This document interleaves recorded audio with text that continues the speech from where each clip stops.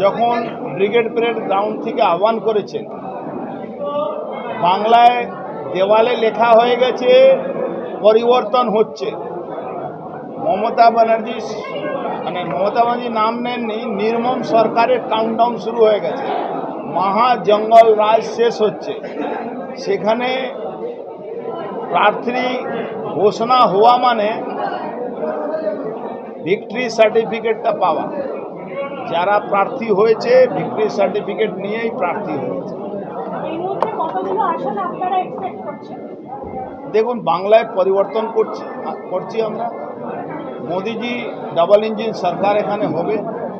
বাংলার যে উন্নয়ন থমকে গেছে সেটা হবে, এগোবে। নতুন জেনারেশনে যেন চাকরি ব্যবস্থা হবে। বাংলায় আজকে 5 লাখ ভ্যাকেন্সি আছে, সেটা ফুলফিল করার জন্য মাননীয় অমিত শাহজি বলে গেছেন যে 6 থেকে 8 মাসের মধ্যে বাংলায় যতগুলো সরকারি প্রকল্প ফুলফিল করা হবে।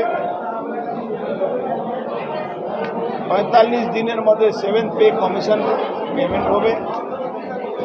ইন্ডাস্ট্রির সঙ্গে সঙ্গে শিক্ষা, এডুকেশন আর চোরেরদের যে ব্যবস্থা, যারা চুরি করছে, বাংলাকে যারা লুটে পুটে খাচ্ছে, ব্যানার্জি পরিবার, পিসি ভাইকোট লিমিটেড প্রাইভেট লিমিটেড, প্রত্যেকটা ভাই আগে সিমেন্ট বালু দোকান ছিল, আজকে তারা হাজার হাজার কোটি টাকা মালিক আছে। এই চোর পরিবারকে বাংলা থেকে উৎখাত করবে মানুষ। আজকে যে ভোট ব্যাংক, সংখ্যালঘু সম্প্রদায়ের মানুষকে ভোট ব্যাংক বানিয়ে রেখেছিল মমতা ব্যানার্জি মিথ্যা প্রতিশ্রুতি দিয়ে, তারাও বুঝতে পারছেন যে মমতা ব্যানার্জি বাংলার উন্নয়ন না, নিজের পরিবারের উন্নয়নে করছে।